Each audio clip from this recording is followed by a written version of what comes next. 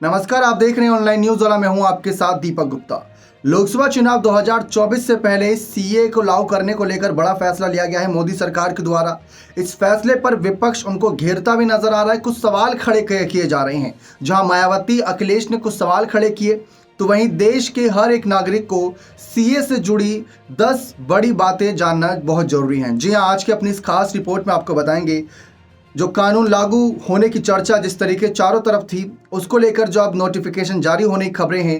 CAA आखिर क्या है इसकी फुल फॉर्म, किस तरीके से इस कानून को लाने को लेकर एक चर्चा छिड़ी और आज किस कंक्लूजन पर यह मामला ठहरता नजर आ रहा है। इससे लोकसभा चुनाव में कितना असर पड़ेगा, मायावती, अखिलेश यादव का क्या इस पर रिएक्शन है, वो भी आपको बताएंगे। लेकिन उससे पहले चैनल पर नए सब्सक्राइब नहीं किए तो चैनल को जरूर सब्सक्राइब करें और चैनल को ज्वाइन भी करें। तो बात करें सीए से जुड़ी कुछ 10 जरूरी बातें के बारे में, उससे पहले अगर हम बात करें मायावती के पोस्ट के बारे में, तो मायावती सीए से जुड़े पोस्ट लिखती हैं, जहां उन्होंने ट्वीट यानी कि सोशल मीडिया साइट एक्स पर पोस्ट किया और लिखा कि केंद्र सरकार द्वारा नागरिकता संशोधन कानून को अब ठीक चुनाव से पहले लागू करने के बजाय इसको लेकर लोगों में जो संदेह, असमंजस व आशंकाएं हैं, उन्हें पूरी तरह से दूर करने के बाद ही इसे लागू किया जाना ही बेहतर होता।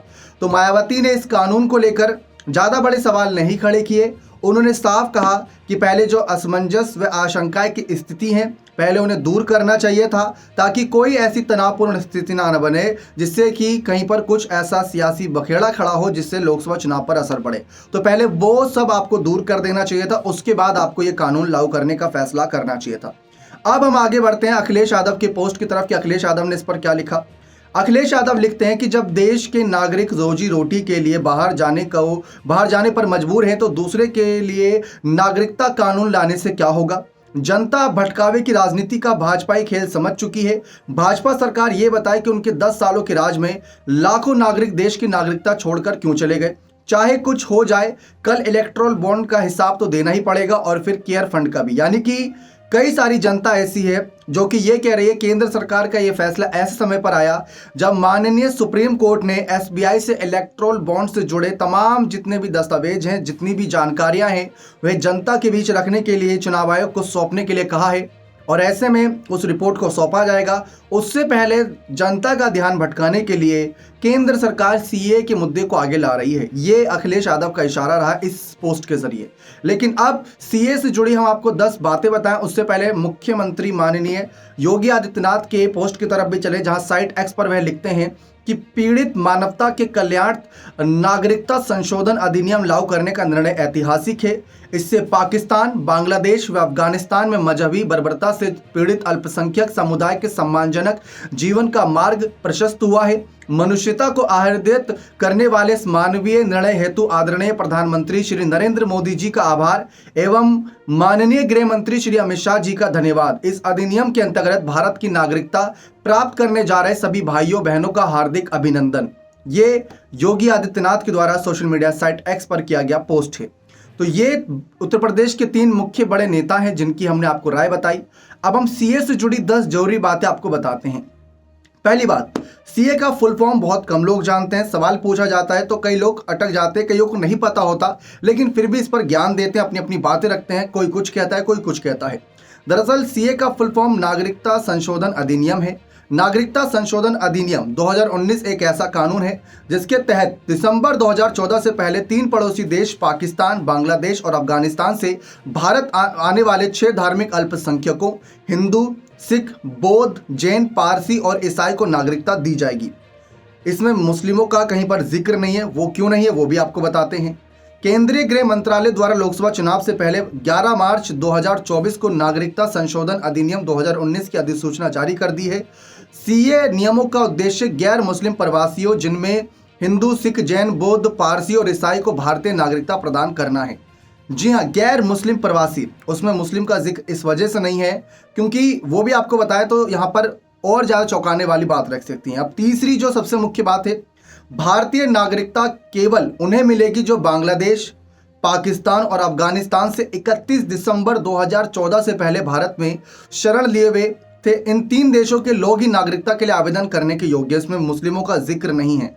आपको बताएं कि इसमें मुस्लिमों का जिक्र इस वजह से नहीं है क्योंकि जो पाकिस्तान, बांग्लादेश और अफगानिस्तान, ये तीनों वो देश हैं जहां पर मुस्लिम बहुल देश कहा जाता है।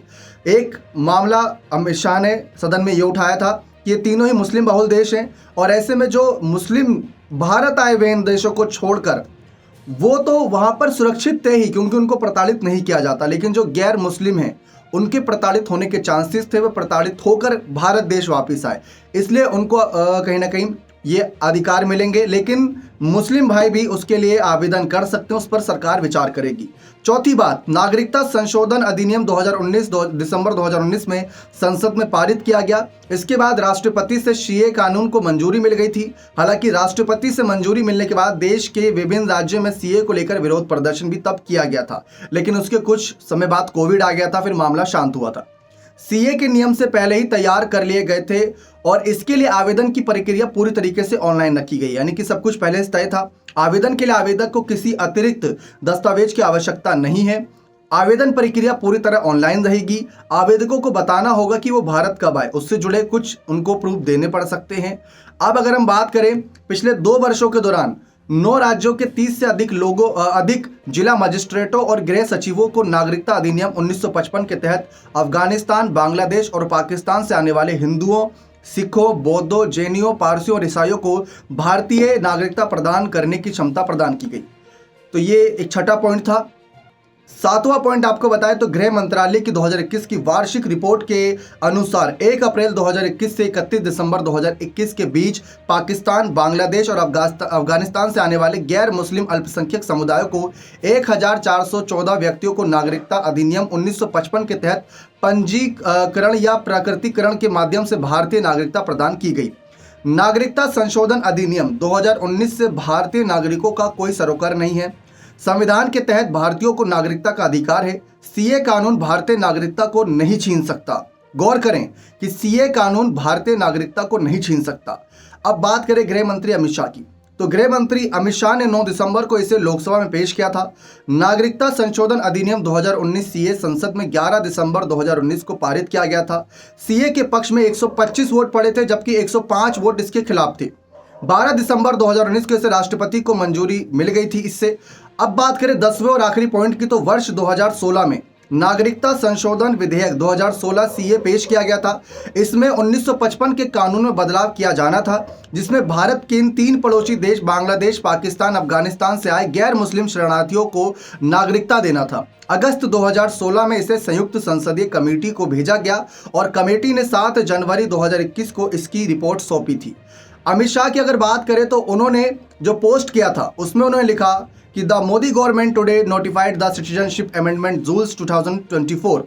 These rules will now enable minorities persecuted on religious ground in Pakistan, Bangladesh and Afghanistan to acquire citizenship in our nation। उसके आगे वह लिखते हैं कि जिस तरीके से यहाँ पर उन्होंने अपनी चर्चा बातें रखी, उन्होंने कहा कि with this notification PM Shri Narendra Modi ji has delivered on another commitment and realized the promise of the makers of our constitution to the Hindus, Sikh, Buddhist, Jains, Parsis and Christian living in those countries। ये यहाँ पर अमित शाह का एक जो post था वो यहाँ पर देखने को मिला। उसके साथ ही उन्होंने लिंक भी साझा करा हुआ है अपने पोस्ट के जरिए और वहाँ पर अपनी तमाम बातों को उन्होंने क्लियर करा। तो ये बड़ा ऐलान किया गया। इस ऐलान के बाद देश भर में चर्चा शुरू हो गई कि आखिर सिटीजनशिप अमेंडमेंट एक्ट आज लागू करना क्या एक बड़ा दाव था। 11 मार्च की तारीख ऐतिहासिक रहेगी, क्योंकि देश की सबसे बड़ी बैंक एसबीआई को सुप्रीम कोर्ट ने फटकार लगाई। देश के सबसे जाने माने वकील हरीश साल्वे को लेकर जिस तरीके जस्टिस चंद्रचूड़ ने आज अपना रवैया रखा, एक नैतिकता का आधार दिखाया, जिस तरीके से बातें रखी गई सुप्रीम कोर्ट में, वो चर्चाओं का विषय था। दिन तक मुद्दा चल रहा था सुप्रीम कोर्ट का एसबीआई पर फटकार, शाम को मुद्दा सीए पर आया और अब रामदान को लेकर जिस तरीके चर्चा है, लेकिन उस बीच ये खबर आना सामने सभी के लिए चौंकाने वाली है। अब देखते हैं लोकसभा चुनाव से पहले ये कितना गेम चेंजर साबित होती है बाकी सभी पार्टियों के लिए। इस मुद्दे को कैसे पार्टी एक बड़ा मुद्दा बनाती है या इस मुद्दे पर विपक्ष पक्ष का साथ देगी। जैसा कि हमने आपको बताया कि जब वोट किए गए थे तो 125 वोट पक्ष में थे और 105 वोट विपक्ष के खिलाफ यानी खिलाफत में थे इसके। तो वह जो खिलाफत में थे वो अपनी अपनी बात क्या रखेंगे। अलग अलग राज्यों से यहाँ पर खबरें भी आ रही हैं। जैसा कि हम बात करें, अलग अलग राज्य के अलग अलग यहाँ पर मंत्री हैं, तमाम नेता हैं, वो अपनी अपनी बात रख रहे हैं और वो कह रहे हैं कि हमें ये स्वीकार नहीं है वो जिस तरीके से यहाँ पर चर्चा का विषय बना हुआ है, ये एक मामला आगे तूल पकड़ता नजर आ रहा है। अब देखते हैं कि आगे इस पर आगे कैसे चर्चा बनती है। लेकिन लोकसभा चुनाव 2024 से पहले जितने भी वादे साल 2019 में यहाँ पर करते नजर आए थे मोदी सरकार, वो अपने वादों को लेकर आगे चर्चाओं का विषय जारी रखे हैं और सभी को एक एक करके यहाँ पर आगे पूर्णतः उसको सरकार कोशिश कर रही है कि जनता के बीच जितने भी वादे थे उन सबको लाया जाए। लेकिन हम इस बीच केरल के सीएम का एक आपको बयान बताना चाहेंगे। गृह मंत्रालय के नोटिफिकेशन के बाद आज नागरिकता संशोधन कानून 2019 लागू हो गया और 4 साल से अधिक वक्त तक अटके रहने के बाद अब केंद्र सरकार ने इस मामले में लाने का निर्णय जिस तरीके से लिया, ऐसे में इसे लेकर राजनीति होनी लाजमी है। केरल के सीएम पिनाराई विजयन ने स्पष्ट तौर पर कहा कि वो इस कानून को अपने प्रदेश में लागू नहीं होने देंगे। वहीं अगर हम देखें तो जिस तरीके से उन्होंने कहा, सपा प्रमुख अखिलेश यादव से लेकर कांग्रेस के दिग्विजय सिंह ने इसका विरोध किया। केरल के सीएम विजयन ने सिटीजन्स अमेंडमेंट एक्ट को सांप्रदायिक रूप से विभाजनकारी करने वाला कानून बताया और कहा कि इसे राज्य में किसी भी हाल में लागू नहीं किया जाएगा। अब जिस तरीके से ऐसे सवाल खड़े किए जा रहे हैं, क्या आपको लगता है कि केंद्र सरकार इनसे भी निपटने के लिए तैयार है? तो अपनी राय कमेंट सेक्शन में अवश्य रखिएगा। उम्मीद करते हैं सारी जानकारी आप सभी को मिल गई होगी। बहुत बहुत धन्यवाद।